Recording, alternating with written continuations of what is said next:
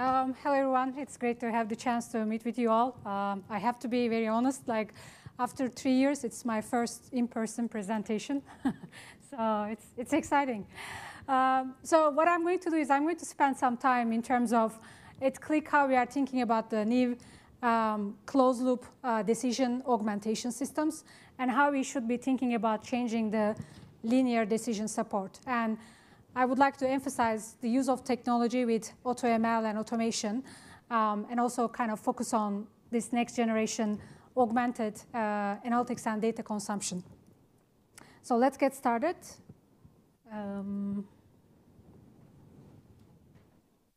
Okay, so I think one thing that we have learned is we are living in an uncertain world. Like things are changing. Like we all thought that pandemic is going to last for 2 weeks, and it ended up being more than 2 years. So the point that I would like to make is, no matter how you consume data, is it either generated insights by AutoML or machine learning, or you're using traditional analytics, you need to make sure that you have a very trustable, robust data in place that has high analytics value. So when I say high analytics value, the data needs to be like reflecting the business moment, especially with the things that are changing so fast. So it means that you need to have a data integration system in place that can provide that real-time insights from the data combined with the machine learning and AutoML. So talking about our customers, our prospects, we realize that there is a lot of challenges around when it comes to the data and the use of data. So looking at some of the surveys and the reports that are being done, there are 44% of the organizations are still thinking that they just only have the data to be able to use and make decisions. And from those organizations, 29% are mentioning that they cannot really see the impact that they would like to see from the use of data, although they are, again, making a lot of investment into data and analytics. And finally, only 35% of the organizations believe that they have a data literate user. And when I talk about data literacy, I mean it's the user's ability to be able to understand, read, analyze, and more importantly, argue with the data. Again, that's a lesson learned for all of us, how you argue with the data with all the reporting that we have been seeing around pandemic. So what we believe at Qlik, when we kind of look at the challenges, I think as a technology provider, we have been always providing solutions for a given set of personas. So there is the group of people who are creating the data, making the data analytics ready. And it's usually the responsible for those are the IT organizations. And on the other hand, there's a set of users who are consuming the data and analytics to be able to make data-driven, analytics-driven decisions. And so far, when you look at the technology providers and us, we have been always providing 2 different sets of technologies, and that actually just creates more silos. And what we have done at Qlik, almost 2.5 years ago, 3 years ago, we said that, okay, we have a great tools and technologies in place to provide visualization and analytics on top of the data. But then what about providing more collaboration between the data producers and data consumers? So we really think that the value is at the overlap of that 2 Venn diagrams to create the business value. So with that in mind, we have start building our platform to increase that overlap. And when it comes to this now, we have the Active Intelligence platform. And the way we are referring that as Active Intelligence is when you think about how BI and analytics has been evolving in the market, 20 years ago, it all started with OLAP, IT-based, passive BI and analytics. Then we moved the next generation where it was more about self-service. It's about enabling the users on a governed data sets where they can actually create their visualizations. But then we start seeing almost 5 years ago a shift of making the technologies more augmented with AI and ML, where the system can actually start generating insights for the users. And for us, that experience, again, we always wanted to keep the human in the loop, because ultimately it's the human who makes the decision. And finally, the 4th generation, the way that I see it, is the Active Intelligence. And this is where it's about having a platform that can reflect the changes that are happening in the data to that consumption, either a dashboard or a conversational analytics where you're just asking the question, or you are consuming the insight right in your business application.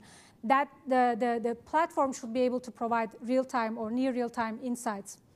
And then also, like, when through the platform, when the data producers create the analytics data sets with the analytics data pipeline, that pipeline should automatically profile the data to generate the right catalog information, so to make the data findable. So with those in mind, we have created a full platform where our users can take the raw data, easily can integrate data from multiple data sources, make the right transformation, do the right data movement, either between on-prem data sources or on-prem to cloud. And then this is where I refer it as the freeing the data. And then, but the next step is to make sure that that data is trustable. And I'm pretty sure you have been in conversations with AI, explainable AI, how you make that black box more open for the user. For me, that explainable concept is not new. In BI and analytics, we have been dealing with that problem for years, because it ultimately comes to the analytics adoption. The users are not trusting that KPI because they don't know where the data has come, what transformation that's gone. So that is where finding piece is becoming important. Having the analytics data pipeline to generate the metadata and combine that metadata with ML-based classification to generate more business semantic on top of the data, so that when the user would like to search for the data, they can either ask their questions or just do a search and then literally shop for the governed data sets to create their analytics. So that is the part where we are referring as the finding the data. And then once you find the data that you can use and like it's explainable, you know where the data is coming from, you have the full lineage, then this is where it comes to understanding. And then this is where we see the use of AutoML to generate insights. So I just want to briefly talk about the AutoML capabilities. Like, I think over the years, what we are seeing is there's a limited set of data scientists that are available, and they are like focusing on generating models to be able to create insights. But then there's also a set of larger population of users that are more data analysts or power users. They have the line of business knowledge, they have the analytics background, they know the data, they don't have the enough statistical background to be able to generate models. This is where we see the use of AutoML comes in play, where the system, the user can actually tell what the target for that prediction, and then have the system to pick the right model given the data set for them to predict. And one thing that I would like to highlight, and I will talk more about this more, it's not only having a prediction, providing that prediction to the user, but it's also telling the user what are the key influencers, key drivers affecting that. And then finally, and this is really, I get very excited about this, is being able to take an action based on that insight. I think again, when we look at all of the BI and analytics solutions out there, they are all providing insights from the data, and that is a very linear decision support. And what we would like to achieve with Qlik, with the Active Intelligence platform, is to combine that with the automation platform, where you can actually trigger business processes based on the insights that are being generated. And again, you can keep the human in the loop, where a user can review the findings from AutoML and then see the suggestion and then just click on a button to trigger a business process. And that is where the action and compelling action part comes into play. So what I would like to do is, given that overall Active Intelligence platform, going from raw data to analytics ready, cataloging the data, making it findable, and generating insights, there are a couple, 5 technology that I would like to highlight. The first one is the hybrid data delivery. And this is where I'm talking about the data integration, being able to move the data from on-prem to our high-performing cloud data sources. And this is where we see a great advantage of using, automated generation of the data warehouses, and then with the use of change data capture technology, being able to reflect the changes that are happening on the source data in real time to the target data sources that can be reflected as insights to the user. And the second part in terms of talking about technology is the catalog and having that lineage. And this again goes back to having an explainable BI on analytics, or ultimately explainable AI. Because as a data scientist, when you also want to consume data, wouldn't it be nice to go to a catalog where you can easily do a search and the system finds you the data that are relevant to your area that you want to build the model. And then more importantly, once you build the model, you can actually use the same type of metadata tagging to publish that model to be consumed by others within the catalog. And the other thing that I would like to highlight, again, going back, having the hybrid data model and analytics data pipeline, that also requires to have the system to be able to generate the right lineage so that you always have the visibility of where that data is coming from. The third thing that I would like to highlight is the AutoML. And again, this is being able to generate within like low-code automated machine learning systems where the system picking the right model to do the prediction. And also, in addition to doing the prediction, being able to tell what are the key drivers that are affecting that prediction. And on top of that, again, our vision is always to keep the human in the loop in our experiences so that the user can actually do what-if simulation on top of that. And I would like to show you a great example of that in a couple minutes.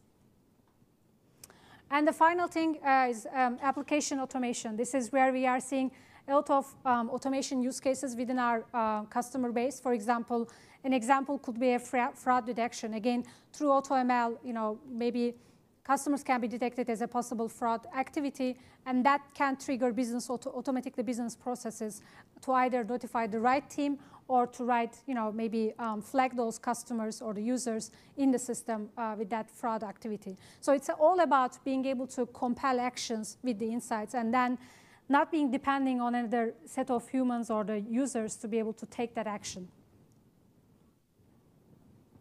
And the final thing that I would like to mention is the importance around thinking about data security. And I know being in the finance industry, you are all aware that data, with the regulations, needs to be resides in some places.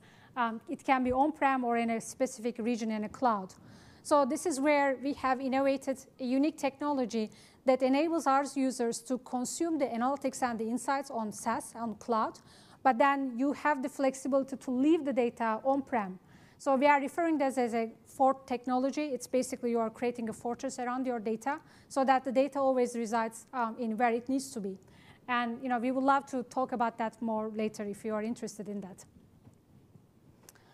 So the final thing that I would like to highlight is when you think about all of these experiences and technologies, like being able to move real-time data movement, being able to use the AutoML to generate insights and do more personalization for the consumers, you can start thinking about the next generation augmented data and analytics consumption for the users.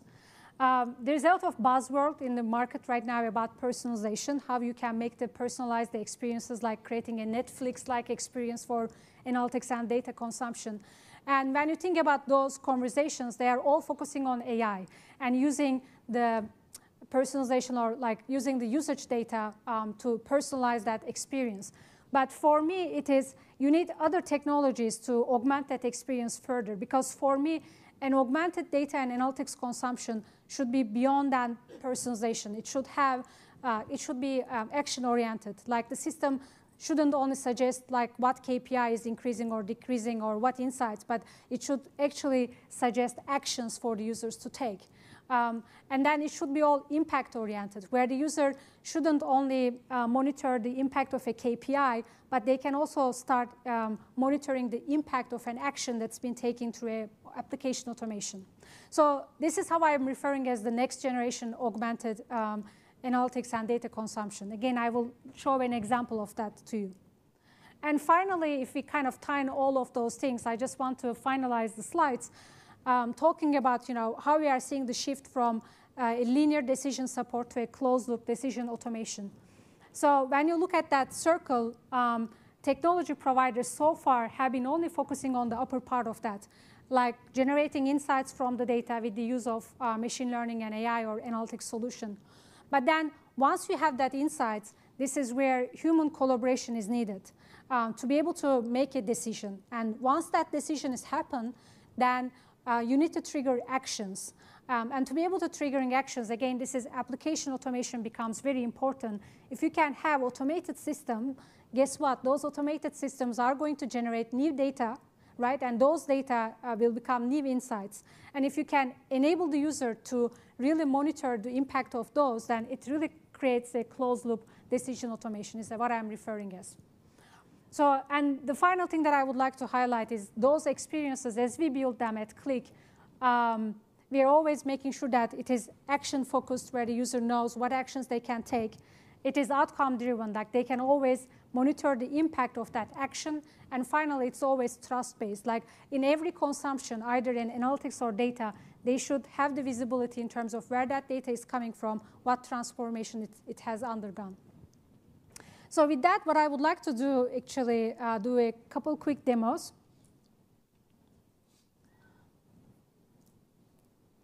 So let's see that I'm connected. All right, so the first thing that I would like to show you is about this idea about how you can augment the user in a business application with the Active Intelligence platform. So what you're seeing on the screen is a ServiceNow business application. And assume that I'm a customer success manager, or maybe in this case it could be maybe a fraud manager. But what I'm looking at is, this is the business application that I use every day. This is where I do my job to see my customer open cases and take an action. But what I love about this experience, actually, when I go to Churn Analysis tab, all of the insights that are being produced in this business application, if it comes, are actually being generated with Qlik Active Intelligence platform through the APIs, right in the place where I'm actually consuming the data. All the predictive insights are being generated for me through AutoML. So for example, here, right now, at this moment, again, it's about real-time providing this information. The likelihood to churn for all of our customers is 4%. And again, I just want to highlight the importance of trust. I can click here, and here I can get the lineage information, where that data is being come from. And if I would like to do more impact analysis to see the full lineage, I can do that. And now, on the right, what you are seeing is actually more information about, like here again, this is a visualization created by the platform where I can see the distribution of all of my customers for their churn probability. Like there are 298 customers with a high probability to churn. So now I have predictive insights, again, right in the business application that I'm using. It's the embedded augmented experiences with the insights. Like, now I have this information and insight. I want to take actions. And for me to be able to take actions, I need to know what are the key drivers affecting that prediction. And again, thanks to Qlik Active Intelligence platform, I can get that information. Like here, these are the key drivers that are affecting that predicted outcomes in terms of the churn behavior. And they are all ranked by their importance. For example, plan type, base fee are the top 2 key drivers that are affecting that prediction. Again, this is an awesome experience because right in the business application, now I know the predictions, I know the things that are affecting those predictions. And if I want to go more even at the account and customer level, I can also get that information from here. So for example, here, for each account, again, I have the prediction about their churn probability generated through the AutoML. For example, for this customer, it is 36%. But what is more important is the system is actually suggesting me to take actions. Again, this goes back to my point. The augmented experiences should be where the system should start making suggestions in terms of action. And in this case, the action is the system is suggesting that I can actually run some simulations to see if there's a possibility to improve that prediction for me. So when I click on Take Action, again, within the ServiceNow application, I'm in an experience where I can actually learn more about that prediction. So the 36% churn rate, and for that to happen, the customer needs to be on a red plan with a base fee of $28. Again, all of those informations are being generated with the AutoML, Qlik AutoML. On the right, the system also has created a prediction model for me where I can actually see the actual values for the top 2 key drivers and then their prediction. So for example, here I can start doing some what-if scenarios. If I move the customer to a blue plan with a base fee of $57, then the prediction will be, for them to churn, will be 76%. It's definitely something that I don't want to do. But you see, like as a human now, I can visually start to understand the impact of different decisions that I can make. So this is all good. Like this is a great example where I can look at the metrics and then visually analyze the impact of different values of those 2 key drivers. But what if I have more than 1 or 2 key drivers? Let's say I have 10 key drivers over thousands data points. This is where you can combine Qlik AutoML with the application automation and let the system make automated calls to the prediction API to simulate different key driver values, and then find if there's a better churn that can be achieved. So that is what I'm going to do, like with one click. Now, when I click on this, the system is running a prediction, a simulation over 120 data points for those top 4 key drivers by using AutoML and application automation. And what the system has found that actually there's a better prediction that can be achieved, which is a 6%, which I love that. But then more importantly, it also is suggesting me what I should change on that customer. Now, the suggestion is to move the customer to Purple plan with a base fee of $32. So this is all great, right? Right now, I'm augmented. The system has run a simulation. I know what actions I can take. But again, as I mentioned, our vision is always to keep the human in the loop, because as a customer success manager, I know the business and I know a few things about this customer. So that I would like to do a what-if analysis on top of that simulation. Because as I know this customer, I can actually increase the base fee a little bit more. So I'm going to do a what-if analysis and move the base fee to, let's say, $38. And again, on the fly, the system has made another call to the predictive API, and now has generated a new prediction saying that it's the new prediction will be 7%. And that's okay. Like, again, I know I just increased my churn probability by 1%, but this is a risk that I can take because I'm increasing my base fee as well. So again, this is an awesome experience right in the business application. I was able to do get a prediction, do simulations, do what-if analysis. Now I would like to take some actions. Like, what are those actions? I just made a decision. I want to let my team know about those decisions. I also would like to start triggering business processes with the parameters that I just said, and also maybe start updating data in the right source system. Again, to be able to do that, I can actually run business automations. And when I say automation, I just want to have a visual for you.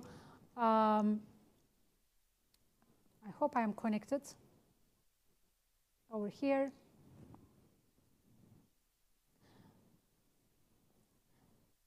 So I just switched the view just to show what I mean by the automations. Maybe it's okay. So this is an example of an automation experience. It is all about having this low-code drag and drop where the user can actually create workflows, which I won't be able to show it probably right now. But anyway, coming back to this demo, so when I click on it, the system is on the fly, is going to create a ServiceNow ticket to notify my user about these changes. And then it is automatically sending a notification to the teams. And then, more importantly, updating the records with the new prediction and the parameters in Salesforce. So again, this, like with one click, you haven't seen it, but on the background, the system automatically ran those applications, business applications for me. And more importantly, the parameters that it took, like it actually used the settings that I've just set up in here. So I just wanted to give you these types of experiences. Like when you think about your users and consumptions about insights, just think about how you can augment your users right in the business application that they work and create more embedded AutoML and predictive use cases.